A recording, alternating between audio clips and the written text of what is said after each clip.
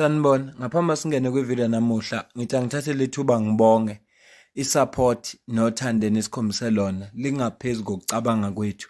Siyacela niqhubeke nisupporte njalo ngokubuka amavideo ethu, ungakhohlwa ukukhomenta, ushare, ulike. Siyafisa ukuzwa umbono wakho. Sicela ke singene kwivideo namuhla.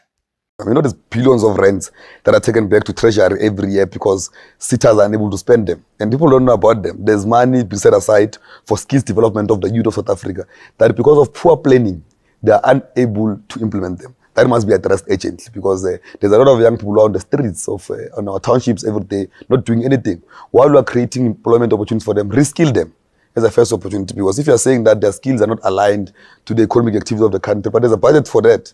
And South Africans must know that there's a budget set aside by the government of the ANC to reskill the people of South Africa.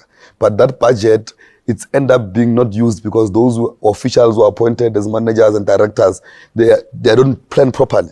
And if you can't plan, you can't spend. Because we are businessmen, you know, if you can't plan, you can't spend. Now, the poor planning system, those who are deploying government must whip those who are not implementing in administration, because we can't be taking back billions when we're saying that there's high level of unemployment. You know, the ANC has mastered the art of keeping people dependent. Social grants, food parcels, jobs tied to party memberships. They don't empower, they control. You know, right before elections, you'll see roads being fixed, people getting blankets, promises being made and forgotten. It's performance politics. You know, they will tell you if the ANC loses power, grants will disappear or that chaos will return. That fear is deliberate. And people in poor communities are misinformed. Some still believe that the ANC is the only party allowed to rule. That's by design. And also don't forget the system. Ward councillors, they handpick people that they trust. Accountability is very rare. Even if people want to change, the system blocks them. So people don't vote the ANC out of love. They vote out of fear and manipulation. It breaks my heart ukulalela upresident we-ANC Youth League okuKholeni Malachi mayethi kunama-billions of rands which are taken back to national treasury because of those people who are responsible for ukuthi i-youth ibe trained, ibe nama skills. They are not doing their job. Then bese ethi it's because of poor planning. What is because of poor planning? Kanti eqinisweni lilonke kunamasitha, la masitha are responsible for skills development.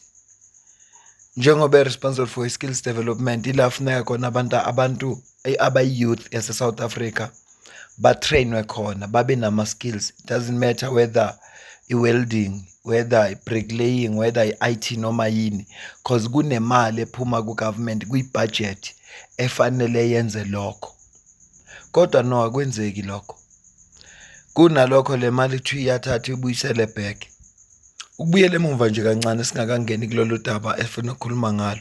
Ngifuna ukuqala ngiyendlalele le nkulumo ukuze uyizwe kahle. Unyaka uphelile uMinister Nkabane wayeyiMinister we-Higher Education and Training wakhipha istatement esasithi uqoke abantu abazoba ngama-SITA board chairpersons. Okwavela ukuthi labantu laba ngabantu abangama-members we-ANC okwakukhona kubo ngisho indodana kaGwede Mantashe, Uncle Gwede lo ominister naye we-department le mineral we-ANC. Emveni kwalapho kwasuka umsindi eParliament lo waze waholela ekuthenini uSihle Lonzi akhishwe eParliament, esekhishwa ngama-security lawa waseParliament ngoba ebuza imibuzo. Othe mayibona upresident ukuthi kune-pressure emphakathini nokunganeliseki kwabantu ngalesi senzo, basebethatha isinqumo sokuthi abayihlehlise lama-appointments. Kodwa kwafuneka ukuthi uMinister Nkabane a-account to iParliament azophendula imibuzo ngoba wathi there was a board ayikhethile kuyiyona eyaselecta labantu. Kwase kuthiwa no, sifuna ukwazi amagama alabantu kuyibhodi lele kuyilona ebeliconduct ama-interviews okuyilona ebeliqokela abantu. Sifuna ukwazi ukuthi what informed their decisions ekuthenini bakhetha ama-cadres we-ANC, only to find out ukuthi uminister was not honest, wayengakhuluma iqiniso, wayekhuluma amanga. Umayithi kwakunebhodi ngoba wathi uchairperson webhodi kwaku-Advocate Terry Mutau. Advocate Terry Mutau wathi cha yena akazi lutho. Yakhulunywa lo ndaba uthe mase sekufuneka afike uminister eparliament, upresident Cyril Ramaphosa wamgudlu lakhe, wamsusa kwiposition yakhe wazomreplace ngominister uButi Manamela. Khumbula phela ukuthi kulezi ayikhala lezi zo-chairperson bekungabekwa ngamuntu. Uminister uButi Manamela mayifika yena wayisebeka abantu abazoba ngama-CEO. uSihle Lonzu wakuveza lokhu ukuthi akukuhle ukuthi kube khona abantu abangama-CEO ngoba kufuneka i-board. I-CEO umuntu oyedwa othatha inqumo kanti i-board abantu abaningi abasuke bebonisana noma sekukhona ubugebengu obenzekayo ngoba into engiyifundile uma silandela lolu daba ukuthi ama-SITA indawo lapho ama-comrade akwazi ukulutha khona, ayilutha imali bese ibuyisela ku-National Treasury ngathi ayisebenzanga lutho. Yingakho bebelwela ukufaka ama-comrade wabo kubalwa kona nendodana kaGwede Mantashe. Breaking news. EFF takes Buti Manamela to court over irregular SITA appointments. The EFF has taken the incompetent ANC Buti Manamela to the Gauteng High Court over the unlawful appointment of SITA CEO. The party is seeking to have the appointments reviewed and set aside, arguing that the minister failed to comply with the Skills Development Act and acted outside the bounds of the law. Nanti-ke amaphepha senkantolo ikhona i-case number lapha phezulu yasho ukuthi ummangali i-Economic Freedom Fighters, ummangalelo Minister of Education and Training, kube ilaba kababaliwe okuyilaba abangama-CEO abaqokiwe babalwe bonke-ke lapha. Then asizukulanda into eningi ngalolu daba ngoba lusazongena enkantolo, kodwa nje ukuconfirma lento eshiwo ukuthi i-EFF ivule i-case against uMinister uButi Manamela mayelana nesinqumo sakhe sokuqoka labantu abangama-CEO. Kodwa kwipost ekhishwe yi-EFF bachaza kabanzi ngaleli cala balifake lapha enkantolo. Ifundeka kanjena-ke. EFF takes minister to court over irregular SITA appointments.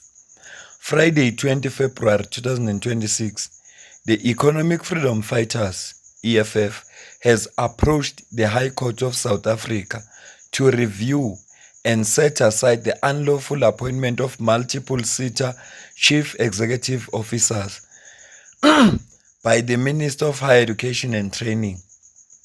These appointments violate Regulation 2 of the Skills Development Act and undermine transparent, merit-based process. SITAs manage billions meant for youth skills development, not ANC and SACP cadres deployment or election fundraising networks. The EFF is demanding that the irregular appointment be declared unlawful and set aside, that the minister comply with the law within 90 days, full disclosure of the decision, making records, accountability for abuse of public power.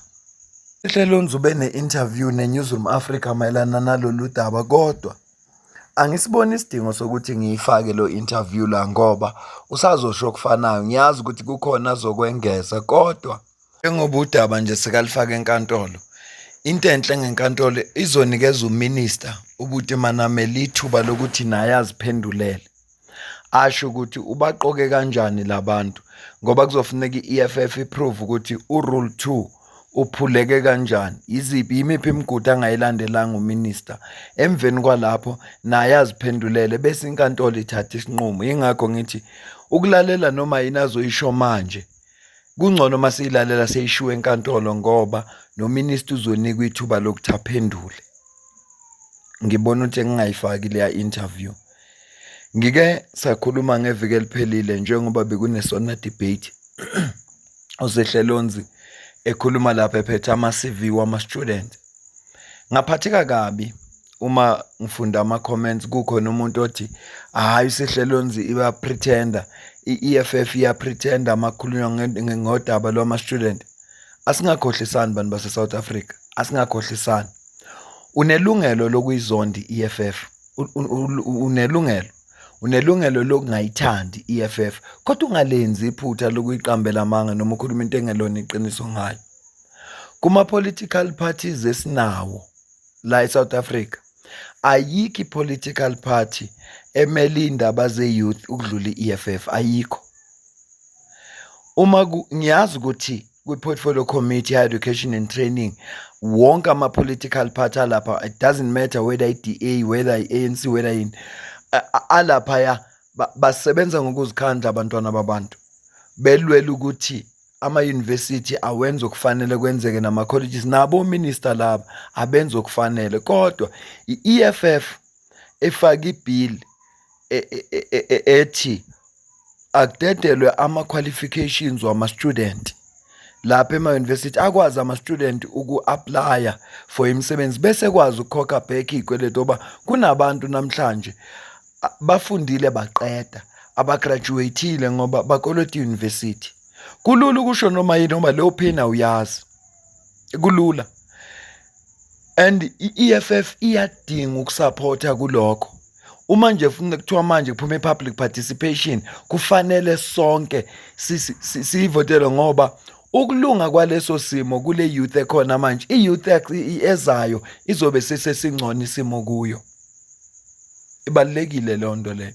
I-EFF eyama nama-student lapho okwazi kwafika i-private security company yawadubula amanye Walter Sisulu University, kwakuyi-EFF. La kwazi kwafika khona inkosi uKing Buyele ekhaya Dalindyebo, waze wafika naye ngoba wayesabambisana ne-EFF engakayi kwa-Israel, kodwa i-EFF yayimele ama-student lapho.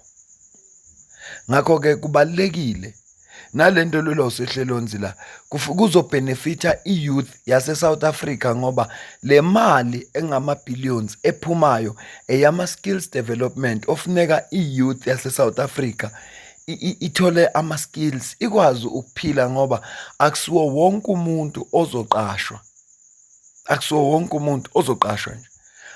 Ukhona abantu ofuna bathole ama-skills bekwazi ukuzisebenza, kukhona abantu ofuna bathole ama-skills bekwazi ukuprovide ama-services kwabanye abantu, then bese abanye bayaqashwa. Impilo injalo. That is the reason why uhulumeni engeke ukwazi ukusebenza eyedwa, kufuneka ne-private sector, ngoba kunabantu afuneka baqashwe amakhampani, kunabantu afuneka baqashwe uhulumeni, kubanjiswane. Kunjalo nje ukuze izinto ziphumelele. I-EFF iyariza udaba lokuthi uminister Pakstow, if I'm not mistaken, wayefuna ukuthi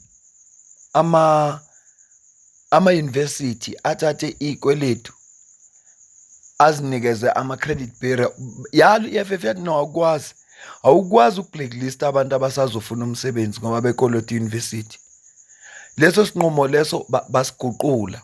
I-EFF yaveza lokho. So ngizama ukuthi ungayizonda i-EFF, unelungelo, uvumelekile, kodwa ungalenzi iphutha lokuthi uthathe inzondo yakho uyifake nalafu nakubhenefithe khona isizwe sase-South Africa ngenxa yenzondo wena onayo.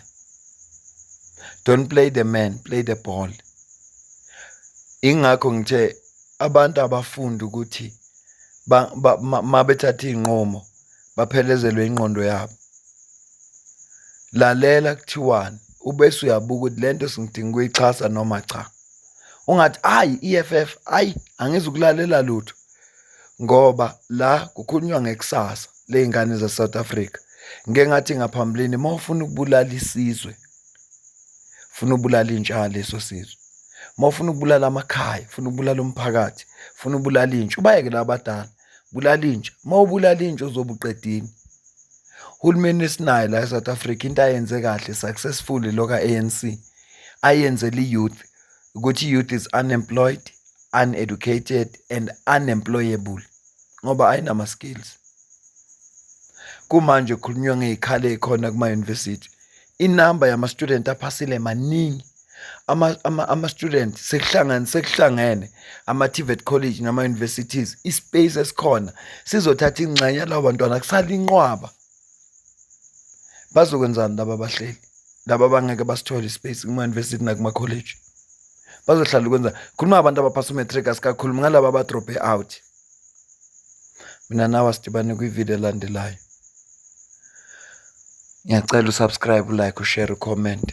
Join ne-membership channel. Qala ku-R40 kuya phezulu. Ngiyabonga.